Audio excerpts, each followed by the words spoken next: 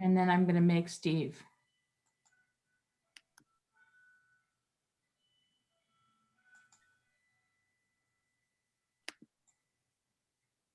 Okay. We should be good. Someone else is coming. Okay. Okay. And we can all still see the slideshow. We're good. Okay. All right. So you want me to get going? Thanks, Steve. Yes. Sounds great. Okay.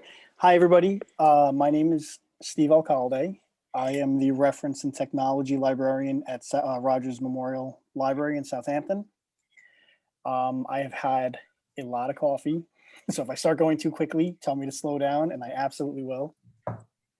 The class is iPhone photography. It just iPhone photography is pretty basic to use. The interface for the iPhone camera is very basic, but there are so many kind of little tips and tricks and little things that you can, little tools that you can use that I don't know if a lot of people are aware of. So I kind of put this together.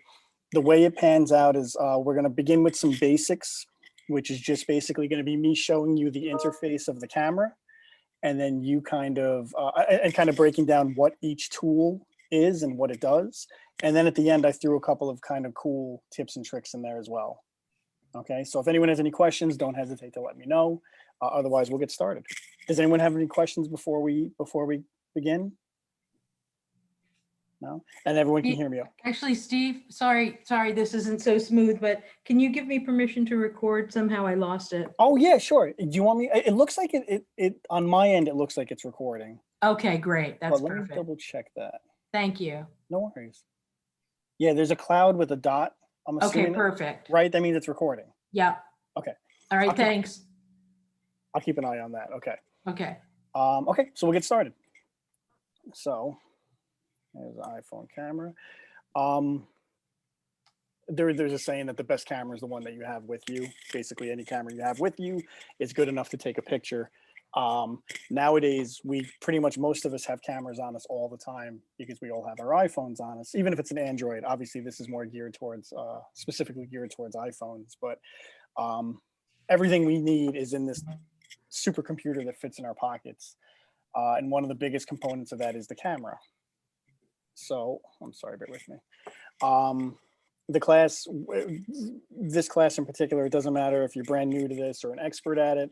The idea is that hopefully you'll be able to kind of take something away from it that'll help you out. We're going to begin with the basics of the iPhone and the interface of it. Bear with me a second. I have so much open on my screen. To begin with, I just want to talk about really quickly, and some of these are so basic, and I'm sorry if you know these really well already, but I kind of figured it can't hurt to kind of tackle all of these one by one. The first thing I want to talk about is how to open the camera. Easy enough. The first thing, you can tap the camera icon that's on your home screen. Most people don't know this. If your iPhone is locked, you can swipe left on that screen and that'll open up your camera mode. You can also swipe, whether it depends on the phone that you have. If your phone has a home button, a physical home button at the bottom, which is usually, I want to say an 8 or before, if you swipe up if you put your thumb at the very bottom of your screen and swipe up, the control center comes up. And if you have a phone that does not have a button at the very bottom, you can swipe from the top right corner down. I put upper left corner. I'm sorry, that's a mistake. It should be the upper right corner, and swipe down to the left diagonally, and your control center will open and you can access your camera from there as well. Or you can always just ask Siri to open your camera. So here's the interface. I don't know if anyone here has been to Rogers Memorial. This is where the art exhibits are, and it's the new home of the copy machine, which is a great idea in the art exhibit. But this is what the art gallery looks like. I wanted to take a picture of it so I can show you the interface of the camera. Can everyone see the cursor? Mm-hmm. Okay, cool. So this is the interface. I did it landscape, just because typically I feel that most pictures are taken landscape, but obviously this works exactly. The fundamentals are exactly the same, whether it's horizontal or vertical. The first thing we're going to talk about is this right here, a live photo. Does everyone know what a live photo is? It's a picture. If you have most iPhones, the default is live photo is active. And live photo, when you press the, oh, somebody's coming in, bear with me. When you press the shutter button, live photo will record up to 1.5 seconds before the picture is taken and 1.5 seconds after. Kind of creates like a mini video and a mini movie. One of the purposes for that is that it allows you to kind of edit. If you take just one single picture, you have about 3 seconds to work with. If you need to edit it, or if somebody closed their eyes, you can kind of change what they call a key photo. It makes it so you can, if the photo doesn't come out perfectly the way you wanted it to, you have about 3 seconds of footage to work with, and with maybe within those 3 seconds, you have something that might work better than the initial shot that was taken. Does that make sense? Everyone have any questions about that? Okay, so that's the cursor right there. If it's illuminated yellow, that means that iPhoto is active. I actually tend to keep it active and then always turn it off for some reason. I never keep any of my photos with live photo, but it is pretty handy. You can edit your live photo. This is kind of what I was just talking about. If you open up the photo app, which is this icon right here, open up the live photo that you wish to edit, to edit, and then you can tap the word edit and tap the live photo icon, which is right here. And these are the things that you can do with that. You can set it as a key photo, which means that if you can look over here, this is the 3.5 seconds right here. So they took one live photo and it recorded this 3-second video.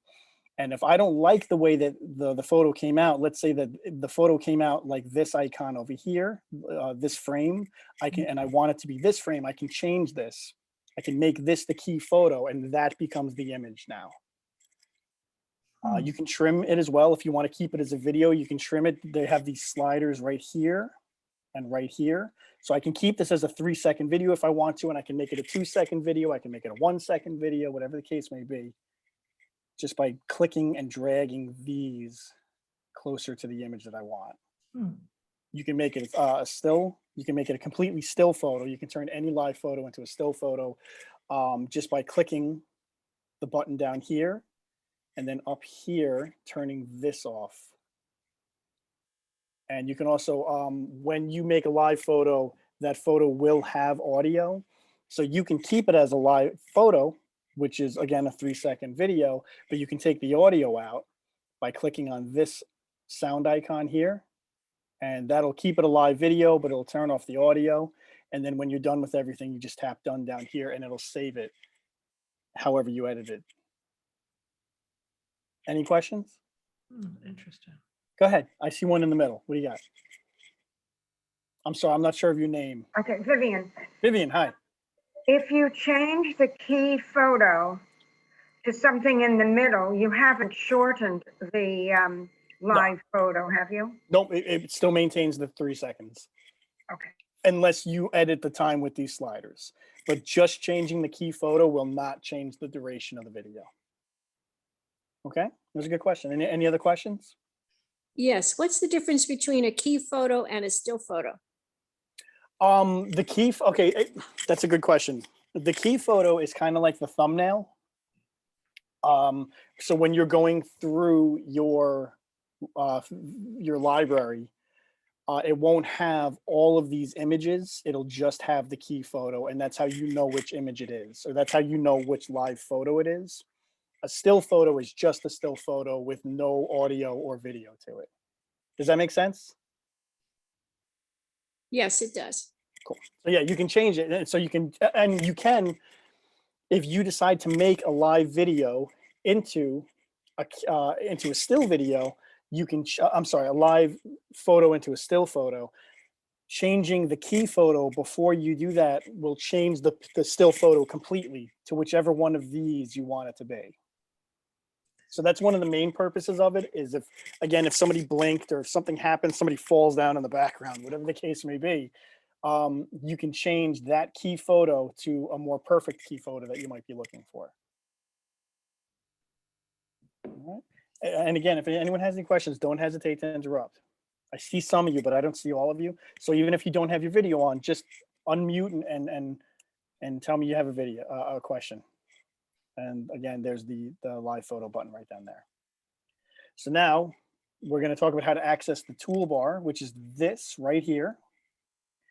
And what the toolbar does is it brings up all of these options right here. I'm going to go back one slide. And as you can see, the default interface for your phone is, where's my cursor? Here it is the different types of photos you can take. But when you tap on this toolbar button, it changes to this, which are all different kind of tools that you can use for different photograph taking purposes. And we're just going to break those down very basically. So this is what it looks like. The first one we're going to talk about is this one right here, which allows you to take photos with filters. Bottom of my screen. So I'm going to just bring all these. How did you get there? Oh, no worries. I can go back. Hold on one second. I'm going to show you. So I got there by tapping on this button right here. If you don't have it, and that's a good question, that might be bringing up a good point. This is iOS specific. It is one of this is the most updated iOS. This interface has been, which if anyone's unaware, that means the operating system. It's the latest update for the phone. But I believe this interface has been available for the past several iOSs, so everybody should have it. If you don't, it's okay. There are kind of I do break down what it would look like on other phones too. So as you can see right here, you can take a photo with filters by pressing this. To access that, if you have an iPhone XS, XR, or later, which means the newer models, you would tap that button that I showed you on the interface and then tap this right here, which looks a little different over here, and I'm sorry about that. But you would tap this. If you have an iPhone X or earlier, when you open up your interface, when you open up photo mode, this should be at the top of the screen. Just tap that, and it should permit you to change filters if you need to. And then it's going to bring up different filters, and you can kind of swipe. I think the default is 10 filters, and you can swipe through whichever one you're looking for. Tap on the one that you want to be the filter for your photograph. I'm sorry, and press select, and then any photo you take is going to be in that filter. Kind of works the same way Instagram does in a certain way. Is everyone here familiar with Instagram? Minimal. No, that's okay. Forget I even said it. We'll edit that part out. I have a question. Sure. If you set it, will it be for all future photos or just that photo? Just that photo. Okay. The next time you open up your menu, the next time you open up your camera, it should be defaulted back to normal photographs. No. So now we're going to talk about setting a timer. It's pretty self-explanatory. Pretty self-explanatory. If it's one of the newer models, what you're going to do is tap the menu button and then click on this, the timer button. If it is iPhone X or earlier, on the interface, when you open photo mode, this should be there, and you just tap on that. And the default settings are, you can completely turn the timer off. You can have 3 seconds, or you can have 10 seconds. What I didn't put in here, and I'm realizing that I should have, is if you hold, regardless of the iPhone, if you hold down that timer button, if you do a hard press with your thumb, you should be able to customize it to however long you want it to be. So the defaults again are off 3 seconds and 10 seconds, but if you do a hard press, you should be able, a scroll should come up that should allow you to do, if you want to do 2 seconds or 4 seconds, it should permit you to do that. All right, any questions? We're moving along. Go ahead, what do you got? I can't find access to toolbar. I have some of these. What do you know what phone you have? Oh, you are on mute. You muted yourself. I have an iPhone 8. It's an 8. So does it have a physical home button at the bottom? Yes. It does. Okay, so when you open, you probably won't have this toolbar then. Okay. These icons should be kind of scattered all around the interface of the phone. Okay. or the screen of the phone. I don't have it. Do you see them? Yeah, I do. If I hit edit, Yes. then I get a bunch, but I've never been able to find the timer.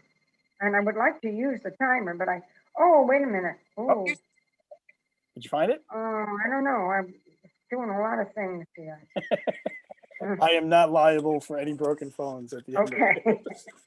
No, I can't find the timer, so. This is the one drawback. There's actually a lot of drawbacks of the whole virtual aspect. But one of the drawbacks is I miss the fact of being able to show you, to being able to take your phone and show you where it is. I'm sorry about that. It should be there. If it's not there when you click the edit, when you first open your photo mode, maybe in the top left corner, it should be there. But I could be wrong. It's been a while since I've seen an 8. But it Okay. should be somewhere on your screen. It should be like a little clock that looks like this. Okay. I'll keep looking. All right, so now this one's a little more in depth. It's adjusting exposure for your photographs. Just gonna bring these up. So before you take a photo, anytime you take a photo, the moment you open your camera, the iPhone automatically sets the focus and exposure based on the lighting that it's receiving from the environment and face detection balances. You can alter that if you want to. If you want to get very professional with this, you can change this. Especially on iPhone 11 and later models, you can precisely set and lock exposure permanently for all upcoming shots. Basically how we were saying before that the filters don't last. With this, it would last every time you open the photo. Every time you open photo mode, this exposure and focus would be preset every time. And the way to do that specifically on the later phones is again tapping on the this icon to open your menu, and then tapping on this plus minus, and it'll bring up a slide or a dial, and you can kind of dial it back and forth, and that'll change the exposure. It will lock permanently. It'll lock in that permanently, and with however many pictures you take until you close the app out. And then the next time you open the camera, it'll be back to the default settings. You can set it, and this goes for all devices. You can set it so that it won't reset by going to settings and then camera, and then toggling preserve settings, the exposure adjustment, and you can make that a permanent setting if you prefer. And a lot of these, again, when it comes to virtual, it's kind of difficult because I can just show you what's on my screen and I can talk about it until I'm blue in the face. But unless you kind of sit down and just mess around with these on your own time, it's just kind of words. So feel free, as we're teaching or after the class, whatever the case may be, mess around with these. That's why I had these slides sent to you, so you had them accessed all the time, and you can refer back to them. Because it can be confusing unless you kind of sit down and really do it yourself and take a look at it. All right. So now a little bit more information about adjusting camera focus and exposure. Like we said before, in camera mode, tap the screen. Actually, this is a little bit more. Sorry, bear with me. I have too many boxes open. So when you open up your camera, it'll look something like this. If you want to focus on a specific part of the screen, tap on it, and you can see this yellow box appears right here. So when I tapped on this, it made this center point the focal point. So everything out here kind of gets a little bit fuzzier, and it gets clearer as you move in. And this sundial right here, you can hard press on that and lift it up and down, and that'll change the exposure rate. So tapping on something focuses the camera directly on that area that you tapped, and altering this sundial is what changes the exposure. So you can see here it's a light exposure, and then if you put it a little bit further down, the sun's here, and if you put it a little further down, like over here, it becomes much, much darker, but you can see much more of the details. And you can actually lock the manual focus and exposure setting, touch and hold the area that you want to focus, which is right here, if you prefer. And something will come up here that says AE/AF lock. And if you tap that, it'll lock that for the duration of however long you have the app open. I see some nodding. It seems like you guys are messing around with it and it's working for you, right? Again, it takes practice. It takes practice to get exactly what you're looking for, but it is so versatile that it's really, it's so customizable that you can almost make it do whatever you want it to do. All right, so now I gotta move these here. So now we're back to the access bar, to the toolbar. And the next thing we're gonna talk about is the ratios. You can change your camera aspect ratio. You can do this on older phones as well. It's just done a little differently. You can toggle back and forth between square, which is a 1.1. You could do 4:3, or you can 16:9. This is kind of a breakdown of what those three look like. These are the main three camera photograph aspect ratios that the iPhone has available. So this is the 16:9, this is the 4:3, and this is the 1:1, the square. Go ahead. Is there any advantage to doing it this way as opposed to cropping after you've taken the photograph? It's pretty similar in certain aspects. One of the benefits of doing it this way is sometimes when you crop a photograph, it'll zoom in or it'll zoom out. And in doing so, sometimes it runs the risk of the clarity taking a bit of a hit. It won't take that much of one that the human eye can pick up on unless it's done drastically. But for the most part, it's just, if you know for a fact, certain ratios work better for certain results, I guess is the best way to say it. So like if you want, when it comes to posting something digital on Instagram, if you want to post something on Instagram, the box ratio is the Instagram box ratio. So the picture would fit perfectly in. Again, we were talking about Instagram before, but it didn't seem like anyone was overly familiar with it. When you post on Instagram, if you post an image that was taken with the traditional, let's say 4:3, it's going to cut out like this in the middle. It's going to cut out this top part, and it's going to cut out this bottom part. It's going to leave you with this. So sometimes people might put it to this ratio, to the square ratio, just because if they're intentionally or specifically going to post on Instagram, this is a specific Instagram ratio. So that's the main reason for doing something like that. If you know the reason, if you know the purpose of what you plan on doing with your photograph, the ratios can help in that aspect. Otherwise, cropping is probably the most ideal. But again, sometimes it can suffer. The clarity or the quality of the picture sometimes can suffer, even if just a little minutely. Does that help? Okay. Steve, Shoot. Vivian, right? What do you got? So I have, with the iPhone 8, I can do square. Mhm. But I don't see other options than square or just plain the photo. Is that because of the age of my phone? It might be, but I feel like the 8s had 3 different ratios as well. I feel like it had the same ones we just went over, actually. This image right here, it had all of them except for the 3.2. But I don't know how to find it. Again, I don't have that toolbar. So At the very bottom of your photo, when you first open up your camera, at the very bottom, yeah, inside the frame of the photo, so when you say that it says square, where do you see that? at the very bottom, there's a list and it Yes. says time lapse, slow-mo, video, photo, square, panel. Ah. And nowhere on there does it say 4.3 4.3 or No numbers. oh.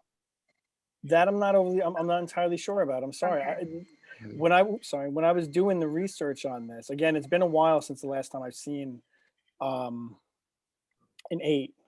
But I was led to believe that the ratio aspect would be on there as well. And if it's not, I mean, disregard at that rate, then just editing when you crop a photo would probably suffice just as well. Okay. Steve, Yes.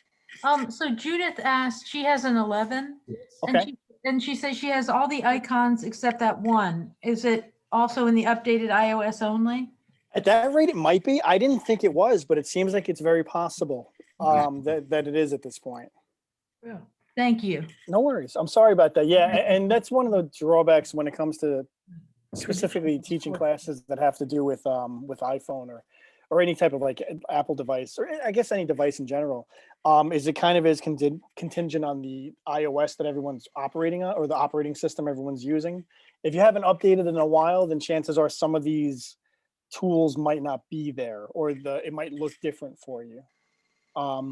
And sometimes even like obviously when it's an older model, that might be the case as well. Did you have another question, Vivian? Yeah, what is the latest iOS that you're working with? I'll tell you right now, if you can bear with me 1 second. If anyone's ever wondering, if you go to the settings on your device, and you should be able to tap on, I'm sorry, bear with me a second. I wish I could show you guys what I was doing.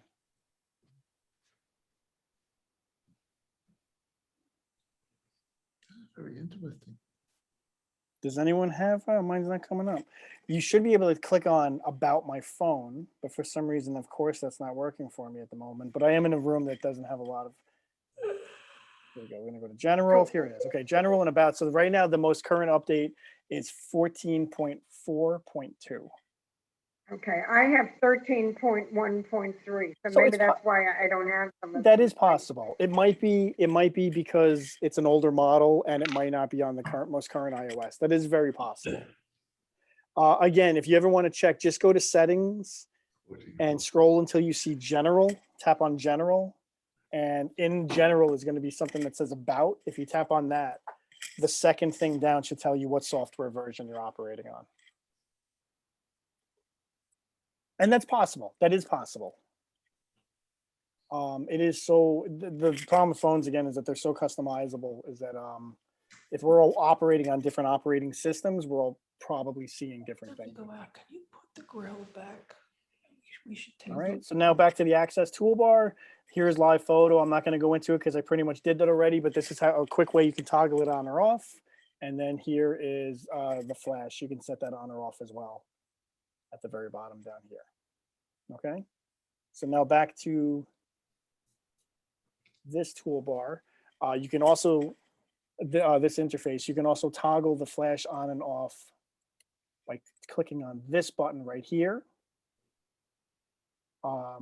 If it's one of the later models, you can just tap on that and that'll turn it on and off. Back to the photo. Or as we just showed you, you can click on the access bar The and turn it on or off there. Otherwise, I believe on older models, I believe it's a little lightning bolt. It's either in the top left corner or the top or the bottom left corner. And if you press on that, that'll turn the flash on and off. As a little bit of advice, typically the older models of iPhones, the flashes aren't as, they'll tend to kind of muck up or murk up a picture a little bit. The newer models have a much brighter light, so sometimes I'm not a fan of flashes anyway, but the newer models tend to be a little bit more effective than the older models. Did someone have a question? I thought I saw a hand raise. Yep, there you go. So on older versions, just tap the lightning bolt, little Harry Potter thing, and that'll toggle it on or off. Or you can turn it to auto. Auto means that the sensors decide whether or not the picture is the environment is light enough to take a photo. I think it's typically, like I said, I feel like it's better, especially if you have a newer phone, because newer phones have night mode, which we'll talk about eventually. I find that it's better just to leave the flash off completely. But again, that's kind of I know how to do relative this to now. my opinion. I figured out a way to do this. Okay, so here, Use that Yeah, to do what? under the roof. oh, I got a there's way a to- conversation happening. If you guys don't mind just muting. I appreciate that. Zooming in and out, this was kind of going back to someone, there was a question that happened before about cropping. This is similar in that capacity. You can zoom in and out automatically on the newer iOS by clicking these buttons right here. It'll zoom in 0.5, 1 or 2 times. Or there's always the old school way of you can just kind of pinch your fingers in the middle of the screen and spread them apart or pinch them together and that'll zoom in and out. As far as these devices go, sometimes it's better if you're looking to take a picture of something up close, sometimes it's better to just get up close to it. Zooming in and out might pixelate it a little bit. Obviously, that's kind of depends on what you're taking a picture of. If you're taking a picture of like an angry buffalo, it's probably a good idea to stay farther back and use the zoom. But if you're taking a picture of a flower, just get as close to the flower as you can and take the picture that way. Angry buffalo. But you can also, you can tap these and that'll do it automatically for you as well. All right, any questions? All right, we're gonna move on. Selecting camera mode. So that's what these are right here. I'm just gonna give you kind of a quick breakdown of what all of these are. Camera mode, the very first one is photo mode, and that's the standard one. That's the one that permits you to take either a still photo or a live photo. It's usually the very first thing that opens when you open your camera. Like I said, use this to take still photos and live photos. It automatically focuses on images. It adjusts the exposure based on what the environment is. And as we showed you before, you can change all of that if you want to, as when you get a little bit more advanced with it. If you have one of the older models, if you have an XS or later, you can use camera photo mode to take quick take, which is actually just a really quick way of taking a video. So if you hard press, if you have one of the later models on the later iOS, if you do a hard press on the shutter, it'll actually start recording a video. It's just a quick way to start recording a video instead of kind of finagling through this cursor right here or this carousel right here. If you do that with an older model, it's going to take burst photos, which we're going to talk about as well. And what that is it'll just take a bunch of photos in sequence, just so you have more to choose from. Anyone who has, if you have young kids in your life, that's great for that, because the smiles are just all teeth and always blinking. So it's just a great way to kind of take as many photos as you can at one point. But we'll get to that in a moment. Okay. Oh, there we go. Yeah, I forgot. It's funny how I'm talking about this, and I forgot that I'd made points about this. So that's the camera. The standard mode for the camera is the photo, and the main purpose again is that it takes live photos and it takes still photos. There's also portrait mode, which is mostly, I think, it's on the 7 and later, the 7 Plus and later. And what that does is it creates a depth of field effect. So it kind of focuses on whatever's in front of it intentionally and kind of blurs out the background. Cool picture. Yeah, portrait mode will take some absolutely beautiful photos. And iPhone X or 10, depending on how you want to say that, or later, the reverse camera, the camera on the front, can do portrait mode as well, which is very nice. You can take portrait mode selfies if you'd like. One thing that's kind of cool about portrait mode is it will tell you whether or not it's going to work. There is a box. When you open up portrait mode, there's usually a box. It's a very faint box. When the phone can detect that you're at an appropriate distance from whatever you're trying to take a picture, that box will become yellow, and that's how you know that it's ready to take the photograph. If it's not yellow, the picture might come out a little bit blurry, or it might not come out, oddly enough, it might not come out blurry enough in the background. But if that cursor in the middle becomes yellow, that's letting you know that you're at an appropriate distance. If you're too close, it will tell you that you're too close and that you need to back up. I'm farther away. Interesting.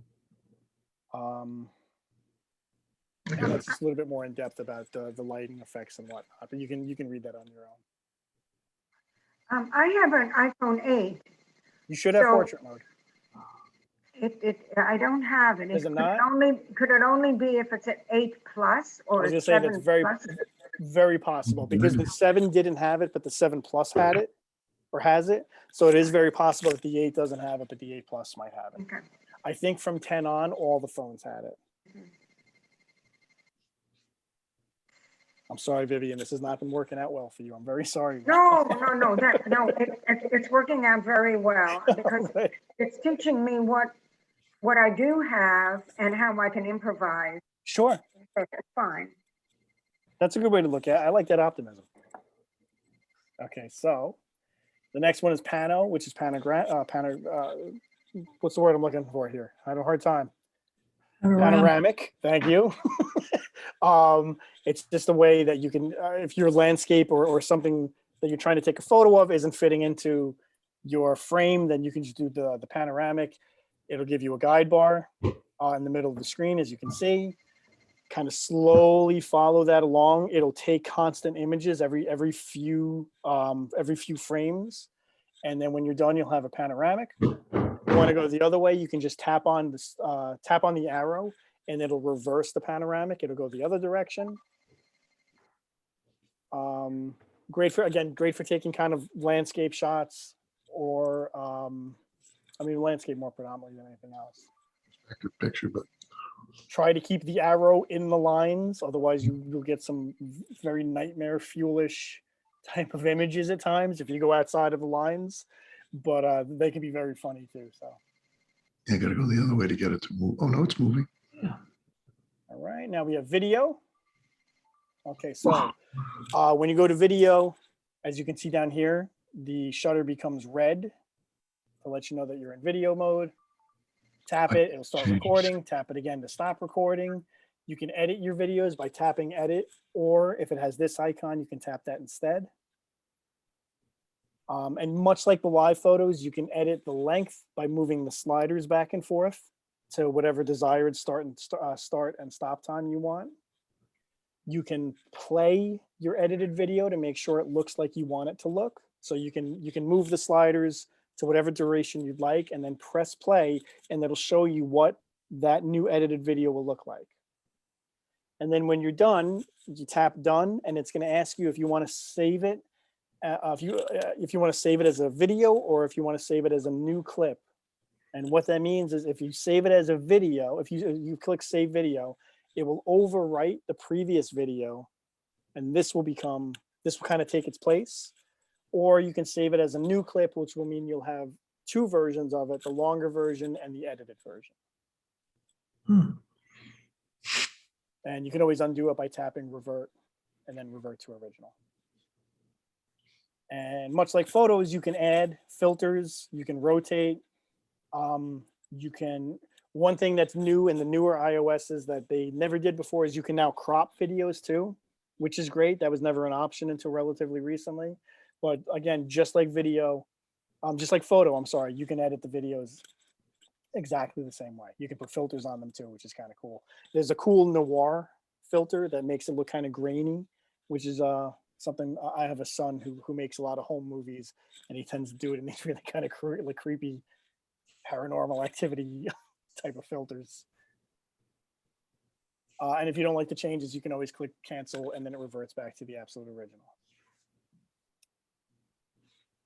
Slow-mo is pretty self-explanatory. It films at regular speed. When you play it back, it'll probably have depending on how long your video is, when you play it back, the first few seconds will be a normal speed, and then the slow-mo will kick in for a majority of the duration of the video, and then at the end, it'll go back into normal speed again. And this is slow. That's kind of how it operates down there, much like the live photos or the other or regular videos. And again, you can edit by cropping the duration of the video. You can make whatever image you want to be the thumbnail. You can make the thumbnail. The thing, and I feel like most devices are like this, most cameras, most phones and tablets. But what's great about Apple is they do make it so that anything you create is so customizable. You can personalize it any way you want. And the slow-mo video actually is really good when it comes to that. And there's also the time lapse, which is obviously the exact opposite of that. When you use time lapse, tap the shutter, it's going to periodically take photos. A lot of people use it for things like, the sky or a sunset or whatever the case may be. We did one here at Rogers Memorial over Christmas, over the holidays. We made a book tree, and we did a time-lapse video for Facebook of us putting the book tree together. Because otherwise it's like a 6-hour video, or you can watch it in about 30 seconds. Most people would probably want to watch that in about 30 seconds. But it's if there's something long that you're trying to fit into one video for that purpose, it's just something fun to do. So now here, take a selfie. Like we said before, newer phones, you can take a selfie in either photo mode or portrait mode.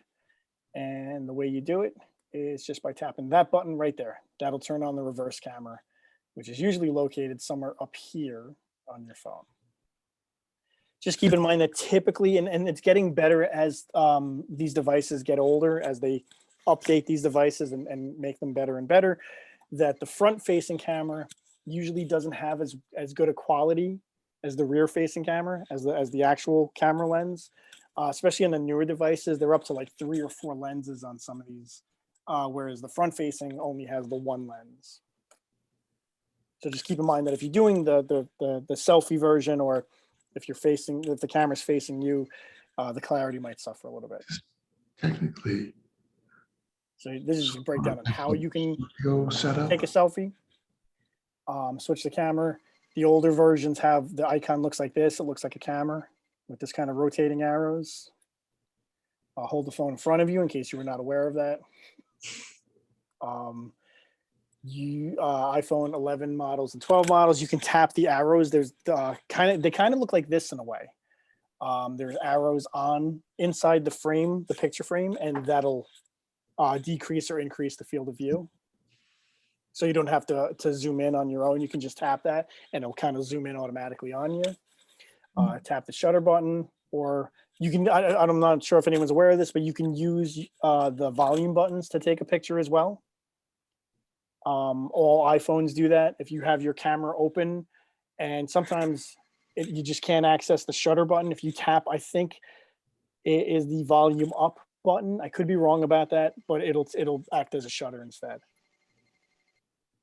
And if you want to, you can take mirrored selfies. If you've ever noticed, anytime you have the rear view, the rear facing camera on, or the front facing camera on, I'm sorry, it'll reverse images, words and whatnot. Sometimes it'll act as a mirror, basically. You can change that if you want. You can, if you go to settings and you go to camera and turn on mirror front camera, or if it's an older version, you can mirror front photos. You can activate that, and that'll make it so that things don't reverse. It won't do that mirror effect. So that, if you're wearing a shirt, you'll be able to read what it actually says. Hopefully, wearing a shirt. You can also access your library of previous photos just by tapping here. That'll bring up, you can go through your photo app, obviously, or you can just open up your camera and tap there, and that'll bring up your library. So that's it for the basics. Does anyone have any questions about any of that? It's pretty self-explanatory. Now I just want to go through a couple of tips and tricks, some things that I kind of found that I thought made things a lot easier. You can take low light photographs with night mode. Most newer phones will do this automatically. And iPhone 11 and 12's night mode captures more detail, brightens the shot in low light situations. It takes a few seconds, kind of like the live photo does. You press the button and it'll actually give you an indication of how long it needs to fix the exposure so that the photograph works properly. The length of the exposure in night mode is determined automatically, but you can experiment with that with the manual controls. You can actually do a hard press on it, and you can change the exposure if you don't like the way it's doing it automatically. Francisco. And on iPhone 12, night mode is available on the front camera as well. It's cool if you have a newer model and it's on a more recent iOS. If you're in a darkened area, take a photo. Problematically, you kind of have to hold the camera still for a little bit because it'll take several photos, and like I said, it kind of adjusts the exposure on its own. But the results are pretty incredible at times. In low light situations, photo mode will turn on automatically. So it's not something you have to turn on if you don't want to. If you just open up your camera and you're in a darkened room, night mode is going to automatically activate. This is the night. Did someone have a question? No. This is the icon of what it looks like. It's at the top of the screen. It will turn yellow and a number will appear to indicate how many seconds the camera will take to shoot. What that's basically is telling you how long you need to keep the camera still, because otherwise it's going to be very fuzzy looking. You can experiment with night mode if you'd like. Just tap that icon again and then a slider will come up and you can kind of use the slider to choose between auto and max timers. And this is a breakdown of what the difference is between those. Auto, the time is determined automatically, and max uses the longest amount of time, which usually results in a better picture, but you have to keep the camera very still for a longer amount of time. Any setting that you choose is automatically preserved. Tap the shutter button, then hold the camera still to take the shot. Crosshairs appear. This is actually very cool too. Let me move this out of the way. I'm sorry, I have so many boxes open. I'm trying to get them out of the way. Crosshairs will appear in the frame if your phone detects movement while it's capturing this. So it's basically letting you know, like if you're moving your hands too much, it's letting you know by turning a different color. And crosshairs appear in the frame. Detects movement during the capture. Align the crosshairs to help reduce motion. So it kind of creates these crosshairs that you can You got this from Apple. have a better idea of what to aim at, and the crosshairs will indicate whether or not your hands are shaking too much. Because it does take so long for these night mode photos to. It's not a long time. It's only a few seconds. I mean, it can sound like it's hours, but it takes a few seconds. And if your hand moves too much, it will become like kind of a blurry mess. And to stop taking night mode during mid capture, there's a stop button. You can just press that and it'll stop the night mode photo. This is what I was talking about before, taking burst shots. Burst mode allows you to take multiple high speed photos. So you have a range of photos to choose from. Like I was saying before, I have 2 kids at home. They have a very difficult time taking pictures together because they never smile at the same time, or they never, like, one's closing their eyes and the other's eyes are wide open. Burst photos is a great way to kind of alleviate that. It'll take a multitude of photos. However long you hold the button down, it'll take that many photos, and then you have that many more to choose from. But you can do that with live also now, Yes, right? you can do it with live. The difference with burst photo, and that's a great point, thank you. The difference with the burst shots is that you can do more of them, whereas live only has about 3 seconds of footage to work with. The burst shots will last however long you hold your finger down. As you can see over here, this one took 19 photos. And so if you have a newer phone, if you hold down on the shutter button and swipe to the left, it'll start taking these burst shots. And this number kind of rockets up until you take your finger off. If it's an older phone or an older iOS, just hold down the shutter button. You don't have to move your finger anyway. Just hold your shutter button down and it'll take those burst photos. Counter shows how many you took. Lift your finger to stop. Pretty self-explanatory. All right.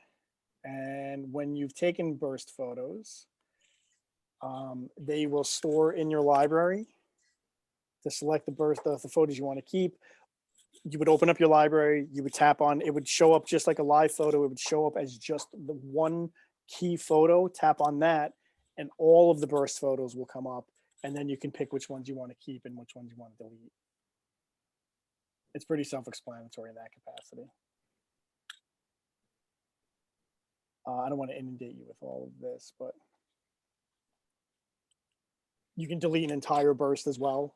You can delete individual ones, but if you want to just get rid of the entire burst, you can just hold it down and then dump it into the trash the trash can.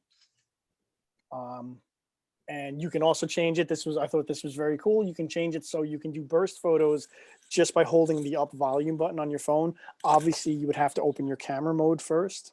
If your camera mode's open and you hold down the up volume button, it'll do the burst photos for you that way too. And this is how you do it. You go to settings, go to camera, and then turn on use volume. Pretty self-explanatory. Just turn it down here. This is a cool one too. You can slide to the right to lock recording. If you're in photo mode, as you can see down here, you're in photo mode. If you hold down on the shutter and slide to the right, it'll start recording a video. You can actually see that the shutter becomes red and the timer up here starts counting. It becomes basically a video. I know it's a White Mountain because Keep recording from photo mode without having to hold the button down. Slide the shutter button to the right, release it. Yeah, something else, but it smells nothing real. Chicora Peak. Hold on one second. I'm sorry. If you would, I think someone doesn't have their mic Yes, muted. I just realized that. Yep. Okay. I muted everybody. So if you have a question, just feel free to unmute yourself. Okay. We're almost at the ending anyway. Shutter button appears to the right. This is actually very cool too. So when you're in video mode, I'm going to wait for it to load up here again. Any second. So you can see that he's going to hold the finger down, slide to the right. Now, this shutter remains there as well. A white shutter remains there too. This is anytime you're taking a video, there will always be a white shutter button on the screen as well. So when you're taking a video, you can tap that white shutter button, and that's going to take photos while you're taking the video. And when you're ready to stop recording, just tap the record button again and it turns off. And I believe this might be the last trick that we're going to talk about. You can turn a grid on to your camera, and it just kind of helps position photos, or it helps you kind of line up the horizon if you want, whatever the case may be. I am incapable of taking completely straight photographs. Everything's always kind of crooked. I started using this and it's helped so much in that capacity. Go ahead. Did you have a question? Where did you get that? How did you get that? I'm gonna Great. show you. It's gonna be at the bottom of the slide. It does. I mean, the concept of it is the rule of thirds, which if you take pictures or if you're into photography, it's something I'm sure you've heard of a lot. Just the idea is that things are more pleasing if they're kind of centered or completely off-centered. Yeah, and you can use, like I said before, you can use the grid to kind of line up your shots how you want to. To turn the grid on, you go to Settings, Camera, and then make sure the grid option is turned on, which means it's green. You have to toggle it so it becomes green, and it'll look like this. Anytime you open your camera mode, it's going to look exactly like that. And that's it. That's all I have. So does anyone have any questions? Anybody want to talk about anything? Feel free to unmute. We can have a complete discussion right now if you'd like. That was, I just want to say thank you, because I learned so much. Oh, did you? Good. I'm glad. Yeah, thanks, Steve. I know sometimes those longer slideshows can be daunting, and I try to go through them relatively quickly because I don't want to bore anybody by any means. But I did try to fit as much information to it as I could. But if you have questions, or if anyone has anything that they don't feel was elaborated enough on or needed more elaboration on, feel free to let me know. Thank you for coming, everyone. Thank you, Steve. Oh, Vivian has a question. What do you got, Vivian? Oh, you're muted. Can you hear me? Okay. When I'm on video, on the upper right hand, it's got 720p. What does that mean? I've never noticed that before. That's the how do I say this? That's the definition of the clarity. It's televisions are 720 or they're 1040 or 10. Okay. It's basically just the high definition of the pictures that you're taking. Nowadays it's 4K. I'm sorry? Is it changeable? It depends on your device. That I couldn't answer specifically without being able to look at your device. Because nowadays some of them are actually very shortly, they're going to be as far up as like 5K or 8K. If you hold on to it, if you do a hard press onto it, do any options open up?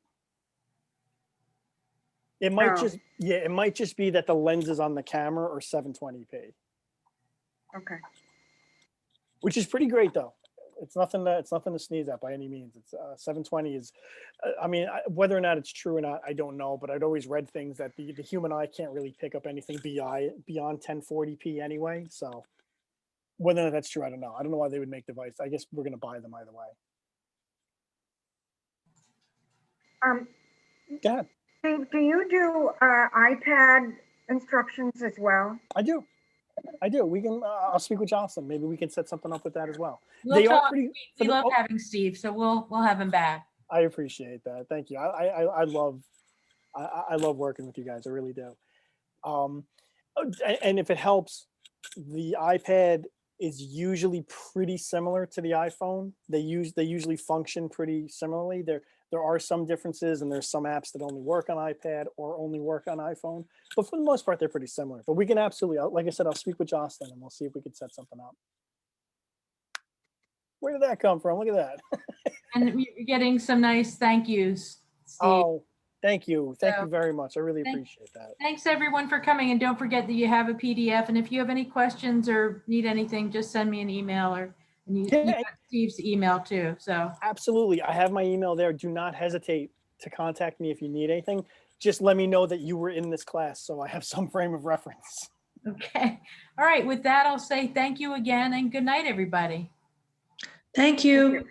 Thank you so much, everyone. Thank you for coming. Good night. Thank you.